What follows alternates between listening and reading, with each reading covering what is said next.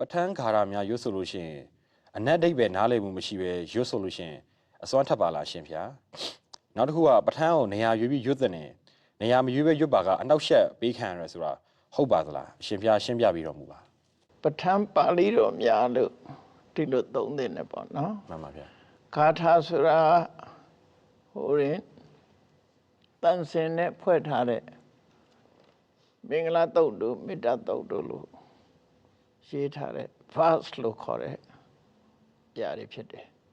ပဋ္ဌာန်းပါဠိတော်ကြတော့သူကစုံနိယလို့ခေါ်တာပေါ့နော် prose လို့ခေါ်တဲ့ဟာပေါ့ မှန်ပါဗျာ အဲ့တော့ဒီအသုံးလေးကိုပဋ္ဌာန်းပါဠိတော်ရွတ်ဆိုတာအ내အဓိပ္ပာယ်နားလည်မှုမရှိပဲရွတ်ဆိုရင်ရောအစွမ်းထက်ပါသလားဆိုဒီအစွမ်းထက်တယ်ဆိုတာအစွမ်းထက်ခြင်းလို့ရွတ်တာမျိုးဖျားတရားတော်တွေကတော့ဒီလူတွေအတွက်တရားစွမ်းထက်ဖို့ဒီလိုရွတ်တာတော့မဟုတ်ဘူးเนาะ မှန်ပါဗျာ ဒါရွတ်ရင်အစွမ်းထက်တယ်ဆိုတာတကူရှိတယ်လို့ဒီလိုဆိုလိုတာမဟုတ်ဘူးเนาะ မှန်ပါဗျာ အဲ့တော့အ내အိဗယ်နားမလဲပဲနဲ့ရွတ်ဆိုရင်ရောကုသိုလ်ရပါသလား မှန်ပါဗျာမှန်ပါဗျာ ဒီလိုရဲ့အေးတဲ့နာပေါ့နော် မှန်ပါဗျာ မြတ်စွာဘုရားရဲ့တရားတော်တွေကအစွမ်းရှိတယ်လို့ဆိုတာ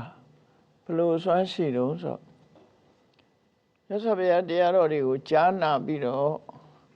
မျက်မျက်နိုးနိုးနေကြတဲ့ပုဂ္ဂိုလ်တွေထဲမှာလူတွေသာမကဘူးနတ်တွေလည်းပါတယ်ပေါ့ မှန်ပါဗျာ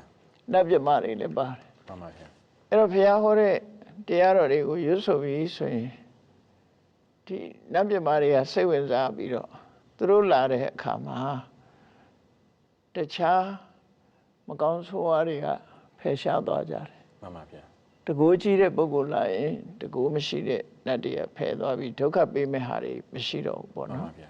အဲ့လိုတော့ဖြစ်နိုင်တယ်နော် မှန်ပါဗျာ မြတ်စွာဘုရားပဋ္ဌာန်းကိုမျက်မျက်နိုးနိုးနာယူထားကြတဲ့နတ်တွေကသူတို့လည်းနာကျင်လို့လာတဲ့အခါမှာသူတို့ရဲ့အရှိန်အဝါတွေပေါ့ မှန်ပါဗျာ ဥပမာပဲ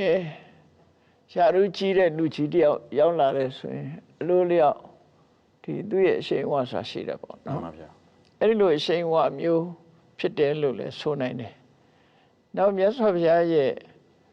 တရားတော်တွေကိုရွတ်ဖတ်ပူဇော်တယ်ဆိုတဲ့ဒီကုသိုလ်ကောင်းမှုရဲ့အစွမ်းလည်းရှိတယ်ပေါ့ မှန်ပါဗျာ